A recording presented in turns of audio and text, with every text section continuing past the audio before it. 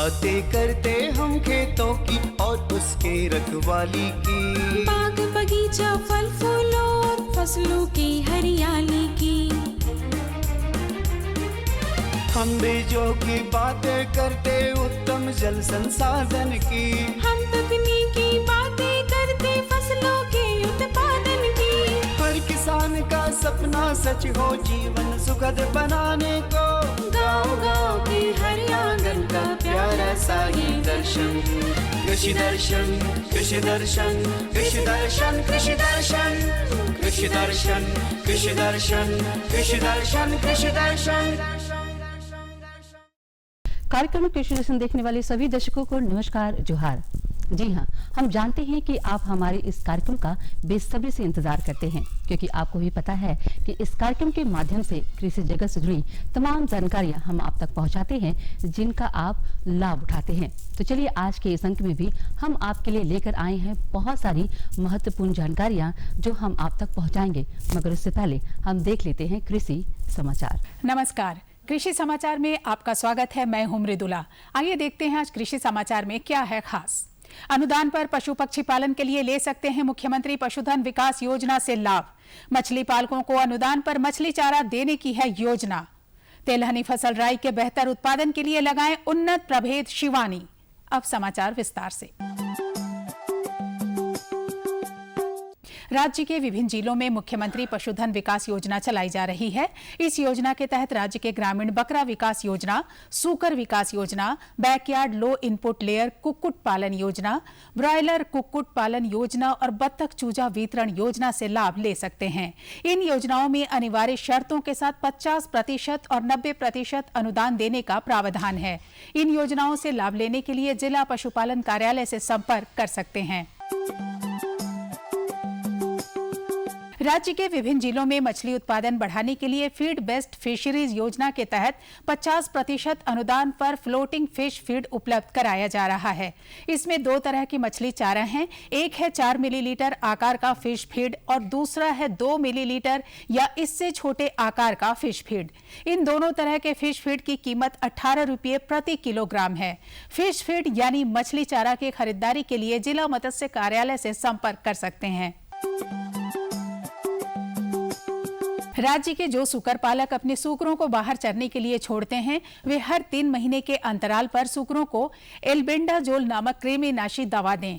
यदि सूकरों को हमेशा आवास में रखते हैं तो यही दवा हर 6 महीने के अंतराल पर दें। जो सूकर बाहर चरने जाते हैं उनमें यह संभावना बढ़ जाती है कि दूषित आहार और दूषित पानी से उनके पेट में अंतःपरजीवी पलने लगे। अंतःपरजीवियों की वजह से सूकरों में भूख लगना कम हो जाता है और उनका शारीरिक विकास मंद पड़ जाता है। इससे बचाव के लिए सूकरों का डिवर्मिंग कराएं। इसके लिए एक निश्चित अंतराल पर अनुशंसित मात्रा में एल्बेंडाजोल या फेल्बेंडाजोल दवा दें। अगर वैसे पशुपालक सूकर पालक जो अपने सूकरों को चराने के लिए छोड़ते हैं तो हर 3 महीने पे उसका अंतःपरजीवी नाशक दवा एल्बेंडाजोल या फेल्बेंडाजोल 8 से 10 मिलीग्राम प्रति किलो वजन के हिसाब से आप देते रहें। और अगर जो बाड़े में बंद करके रखते हैं तो उसको 5 से 6 महीने पे एक बार कृमिनाशक दवा दे करके इससे बचाव हो सकता है। किसान भाई आप रबी मौसम तिलहनी फसल राई की खेती करना चाहते हैं तो वर्तमान तिथि से लेकर मध्य नवंबर तक बुआई कर सकते हैं। राई के बेहतर उत्पादन के लिए उन्नत प्रभेद शिवानी, पूसा बोल्ड, क्रांति या वरदान लगाएं। रबी तिलहनी फसल राई की खेती के लिए 5 किलोग्राम बीज प्रति हेक्टेयर की दर से बोएं। बुआई में कतारों के बीच 30 सेंटीमीटर और पौधों के बीच 10 सेंटीमीटर की दूरी रखें। राई के बेहतर उत्पादन के लिए उन्नत प्रभेद शिवानी, पूसा बोल्ड, क्रांति या वरदान लगाएं। इन प्रभेदों में तेल की उपलब्धता 42% है और इनकी उत्पादन क्षमता औसतन 8 से 10 क्विंटल प्रति हेक्टेयर है। किसान भाई आप यदि किसी फसल की बुआई कतारों में करना चाहते हैं तो इस काम के लिए कृषि उपकरण बिरसा बीज सह खाद ड्रिल का इस्तेमाल कर सकते हैं। ये उपकरण कतारों में बीज और खाद डालने का काम करता है। इस उपकरण की कार्यक्षमता 50 डेसिबल प्रतिदिन है।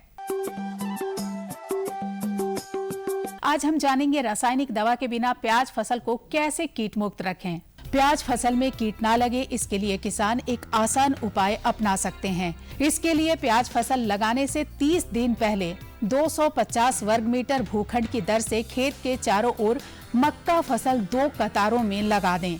इसके बाद मक्का फसल के घेरे के अंदर प्याज लगाएं। फसल में कीटों के प्रवेश नहीं होंगे। और अब एक नजर राज्य के 5 प्रमुख शहरों के मौसम के मिजाज पर।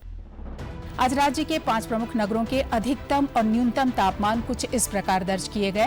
रांची का अधिकतम तापमान 28 डिग्री सेल्सियस और न्यूनतम 20 डिग्री सेल्सियस। जमशेदपुर का अधिकतम तापमान 31 डिग्री सेल्सियस और न्यूनतम 23 डिग्री सेल्सियस। मेदिनीनगर का अधिकतम तापमान 32 डिग्री सेल्सियस और न्यूनतम 22 डिग्री सेल्सियस। देवघर का अधिकतम तापमान 34 डिग्री सेल्सियस और न्यूनतम 23 डिग्री सेल्सियस। और धनबाद का अधिकतम तापमान 31 डिग्री सेल्सियस और न्यूनतम 22 डिग्री सेल्सियस है।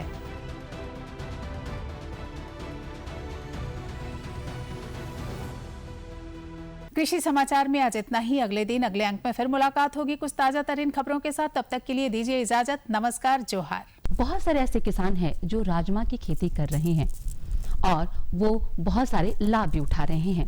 तो चलिए आज के इस अंक में हम आपको बताएंगे कि वैसे किसान जो राजमा की खेती कर रहे हैं तो खेती करते वक्त किन किन बातों का ध्यान रखें और फसल अगर उग जाए तो उनमें अगर कीट लग जाए तो उनके बारे में कैसे पहचान करेंगे और उनका प्रबंधन वो किस प्रकार से करेंगे।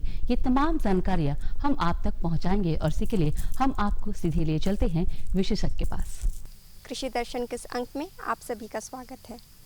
आज हम बात करने वाले हैं राजमा की खेती व कीट प्रबंधन के बारे में और इस विषय में हमारे साथ बात करने के लिए हैं डॉक्टर पीके सिंह। सर, आप सबसे पहले हमारे किसान भाइयों को बताइए कि हम जो भी किसान भाई हमारे राजमा की खेती करना चाहते हैं वो सबसे पहले खेत की तैयारी किस प्रकार कर सकते हैं। देखिए, सबसे महत्वपूर्ण बात है कि राजमा का लगाने का भी समय आ रहा है, तो किसान भाई सबसे पहले अच्छी किस्म की प्रजाति का चुनाव करें। जो हमारे राज्य के लिए जो सबसे अच्छी किस्म है, एक PDR 14 है और दूसरा है अरुण। तो ये दोनों वैरायटी जो है ये करीब 115 से 120 दिन में तैयार हो जाती है और इनकी जो उपज क्षमता है करीब 15 से 20 कुंटल प्रति हेक्टेयर के हिसाब से है। जब भी हम किसी फसल को लगाते हैं तो अच्छी तरह से खेत की तैयारी करनी चाहिए। अगर किसान के पास हल है तो कम से कम 2-3 बार अपना हल देसी हल से जुताई कर लें। अगर ट्रैक्टर भी है तो भी उससे भी बढ़िया से पटा लगाकर खेत को बिल्कुल अच्छा तैयार करें, क्योंकि रबी में खेत की अगर अच्छी तैयारी होगी, अच्छी जुताई होगी तो उसमें आगे चल के खरपतवार वगैरह भी नहीं होगा। बहुत सारे जो कीड़े मकोड़े होते हैं वो भी मर जाते हैं। तो जब आप फसल को लगाने जाएंगे तो उसी समय अच्छी सड़ी कंपोस्ट की जो खाद होती है आप किसान भाई, तो उसी को भी पूरे खेत में करीब बिखेर देना चाहिए। अपनी आवश्यकता के अनुसार किसान भाई कंपोस्ट का प्रयोग कर रहे हैं। अगर उनके पास ज़्यादा है तो 10 टन प्रति हेक्टेयर कर सकते हैं, अगर कम भी है तो 5 टन भी कर सकते हैं। जो भी है जो उपलब्ध हो उसके अनुसार वो करें। और जब फसल की जब तैयारी करते हैं तो राजमा का, चूँकि ये दलहनी फसलें हैं, लेग्यूमिनस क्रॉप है, इसलिए इसका भी राइजोबियम से बीज उपचार कर देना भी काफ़ी लाभप्रद होता है, तो उससे भी उपचार कर लें। और सबसे महत्वपूर्ण बात यह है कि रबी के समय में चाहे किसी भी समय में फसल को बढ़िया से लगाएं। इसके लिए है कि पंक्ति से पंक्ति की दूरी कम से कम 30 सेंटीमीटर और पौधे से पौधे की दूरी 15 सेंटीमीटर रखनी चाहिए। और इसके लिए जो खाद की मात्रा जो हमारे राज्य के लिए रिकमेंड की गई है वो 80 केजी नाइट्रोजन है, 40 केजी फास्फोरस है, 20 केजी पोटास है और 20 केजी गंधक है। क्योंकि अगर हमारी जो ज़मीन है खास करके झारखंड की जो अम्लीय भूमि है, इसलिए किसान भाई मिट्टी को ज़रूर जांच कराएं ताकि उनके स्वास्थ्य की बात, मिट्टी के स्वास्थ्य के बारे में जानकारी हो। अगर अम्लीय भूमि है तो कम से कम लाइन में 3 से 4 कुंटल प्रति हेक्टेयर की दर से चूना का प्रयोग करें। तो ये तो हो गई। आप इस तरह से अगर लगा देंगे तो किसान भाई को काफ़ी फ़ायदा होगा। और जब भी रबी में करेंगे तो कम से कम 25 दिन के बाद उसमें एक निकौनी कर दें और 45 दिन के बाद वो दूसरी निकौनी कर दें। और रही बात उपज की, तो ये किस्में जो है, दोनों किस्में जो हैं ये करीब 115 से 20 दिन में तैयार हो जाती है। जब फसल पक जाता है तो उस समय क्या होता है कि उसकी जो ये होती है फलियां होती है वो भूरे रंग की हो जाती है और पौधे पीले रंग के हो जाते हैं। जब ये हो जाए तो फलों को, फसल को काट लें। काटने के बाद अच्छी तरह से सुखाई कर लें और सुखाई करने के बाद ही उसे भंडार करें।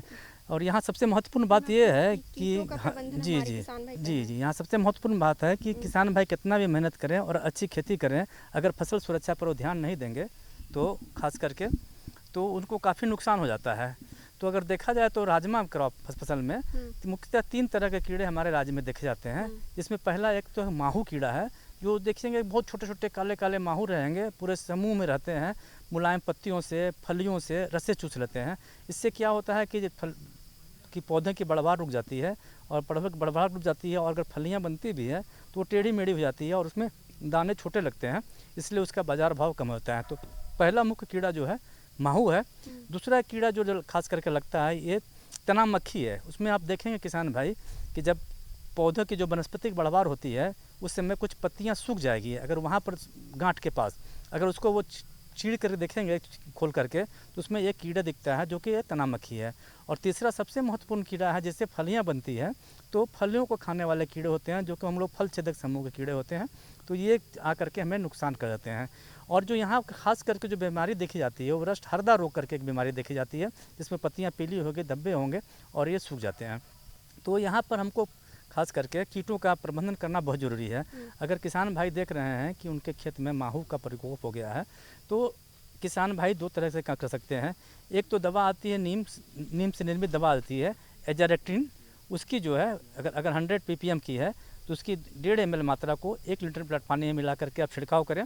और जो भी छिड़काव करते समय उसमें टीपॉल मिला लेना ज़्यादा अच्छा रहता है। टीपॉल जो एक तरह से साबुन का सोल्यूशन होता है वो 0.4% के हिसाब से उसको मिला लेते हैं, तो ये भी फ़ायदा होता है। अगर माहू का प्रकोप बहुत ही ज़्यादा देखा जा रहा है तो ऐसी परिस्थिति में किसान भाई खास करके एक इमिडाक्लोप्रिड नाम की एक दवा आती है, उसकी 1 मिलीलीटर मात्रा को 1 लीटर पानी में मिला करके छिड़काव करना चाहिए। और जब भी दवा का आप अगर छिड़काव कर रहे हैं तो वो शाम के समय करें। इससे क्या होता है दोपहर के बाद करें। इससे होता है कि हमारे बहुत सारे परागण करने वाले जो कीट आते हैं वो सुबह के समय में रहते हैं और उससे उसका बचाव हो जाता है। और जैसा दूसरा कीड़ा मैंने बताया आपको स्टीम फ्लाई जो है, तना मक्खी जो है, अगर उसका प्रकोप दिख रहा है तो इसी दवा से जो है इमिडाक्लोप्रिड नाम की जो दवा है उसकी ही 1 मिलीलीटर मात्रा को 1 लीटर पानी में छिड़काव करने काफ़ी बच जाएगा। और तीसरे तरह का जो कीड़ा है जो फल विधक कीड़ा है, ये करता है क्या, कीड़ा की फलों में छेद कर देता है और छेद करके वो दानों को खा जाता है। और दानों को खाने जाने से क्या हो जाता है कि उसका बाज़ार भाव बहुत ही कम हो जाएगा और प्रत्यक्ष तौर पर किसान भाइयों को नुकसान हो जाता है।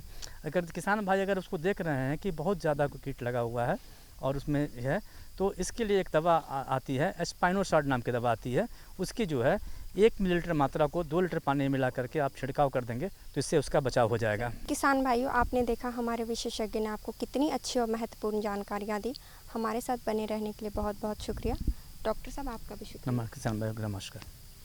तो छोटी छोटी बातों का ध्यान रखने की भी ज़रूरत है ताकि हमारी फसल कम नुकसान हो और हमें अधिक से अधिक मुनाफा भी प्राप्त हो सके। तो चलिए इसी के बारे में लेते हैं विस्तार तरीके से जानकारी और इसी के लिए हम आपको ले चलते हैं अपने विशेषज्ञ के पास। किसान भाइयों, आज हम बात करेंगे सब्जियों में लगने वाले कीट के बारे में और उसका प्रबंधन आप किस प्रकार से कर सकते हैं जिससे कि आपकी सब्जियां नुकसान से बच जाए।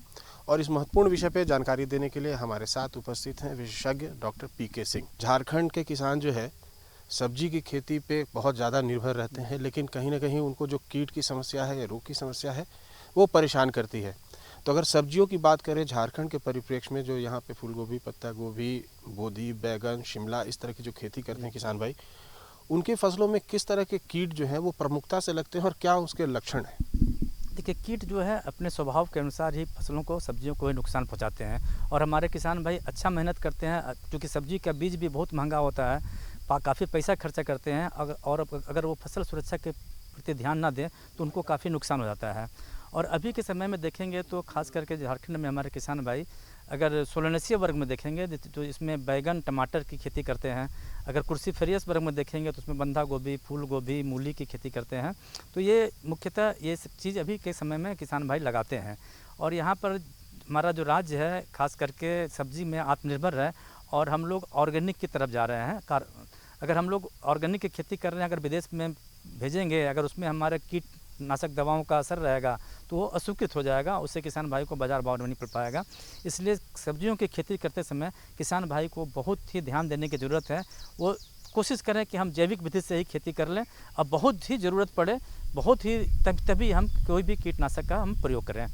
लेकिन अगर बात करते हैं कि सब्जियों में जो अगर कीट का प्रभाव है या प्रकोप है, तो क्या उसके लक्षण उभर कर आते हैं मुख्य रूप से? किसान भाइयों को इसके बारे में कुछ बताएं सर। देखिए, सर्वप्रथम मैं एक तरफ से शुरू करता हूँ, खास करके जो क्रूसीफेरस वर्ग की सब्जियाँ हैं यहाँ पर जो हमारे राज्य में, फूल गोभी और बंधा गोभी, और वो सालों भर होती है। क्योंकि सालों भर होने से ये होता है कि कीट को जो है हमेशा भोजन मिलते रहता है, इसलिए उसकी जो है जनसंख्या काफ़ी बढ़ती जाती है। तो हमें ज़रूरत होता है कि उसको हम ब्रेक करें। तो किसान भाई को मैं तो ये पहले सलाह देना चाहूँगा, जिस फसल में अगर एक ही सब्जी आप लगा रहे हैं तो वहाँ वो फसल चक्र लगाएं, ताकि कीट का जो खाने का है वो रफ्तार रुक जाए। और रही बंधा गोभी और फूल गोभी की बात, तो इसमें बहुत सारी विधियां हैं। जिस तरह से अगर हम लोग थोड़ा सा ध्यान दें तो हम ऐसा कर सकते हैं कि बिना मतलब कीटनाशक दवा, रासायनिक कीटनाशक दवा डाले हुए ले सकते हैं। उदाहरण के तौर पर अगर आप बंधा गोभी या फूल गोभी लगा जा रहे हैं तो प्रत्येक 2 लाइन सरसों लगाएं, फिर 16 लाइन आपका बंधा गोभी और फूल गोभी लगाएं, फिर 2 लाइन सरसों लगाएं।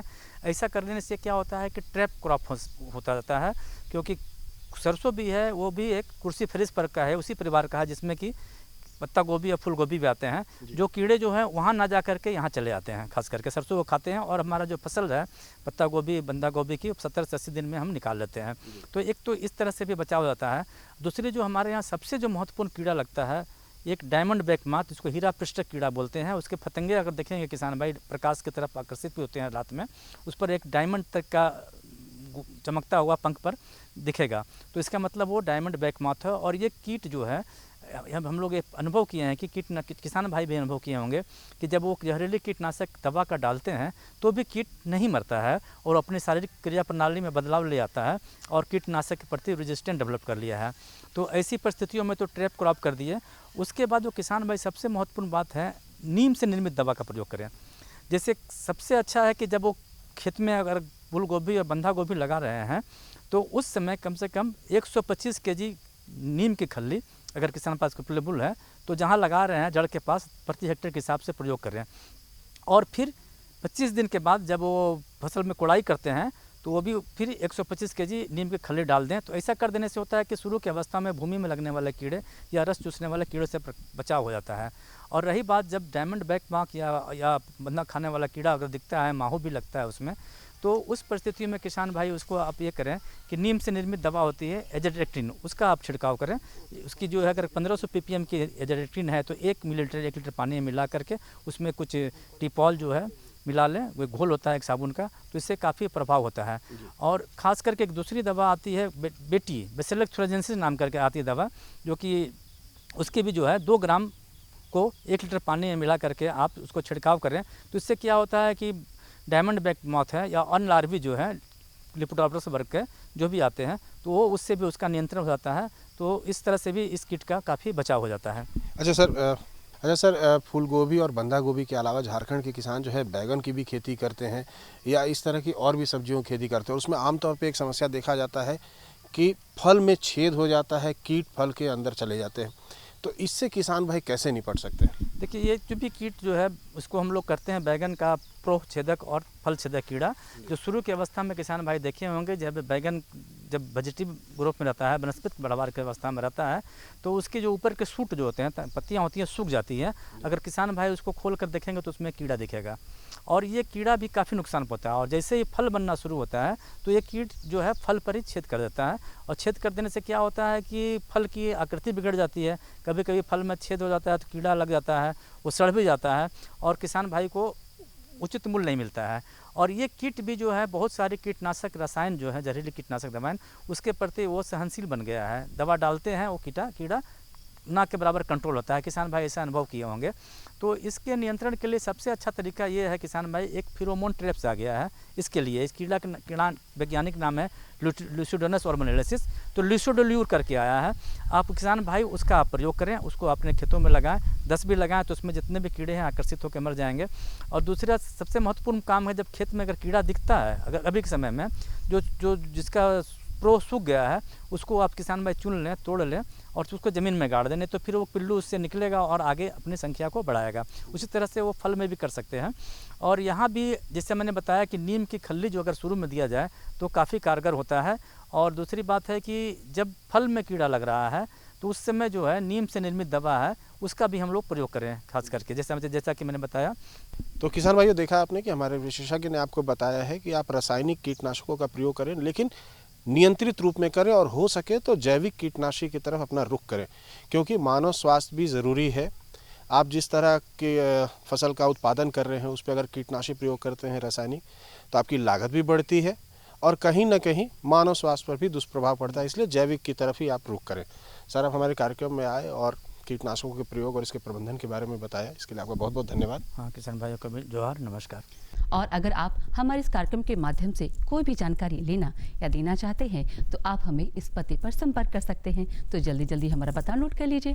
हमारा पता है कार्यक्रम कृषि दर्शन, कृषि प्रकोष्ठ, द्वारा केंद्र निदेशक, दूरदर्शन केंद्र, रातू रोड, रांची। पिन संख्या है 834001। तब तक के लिए कृषि दर्शन की पूरी टीम को दीजिए इजाजत। नमस्कार, जोहार।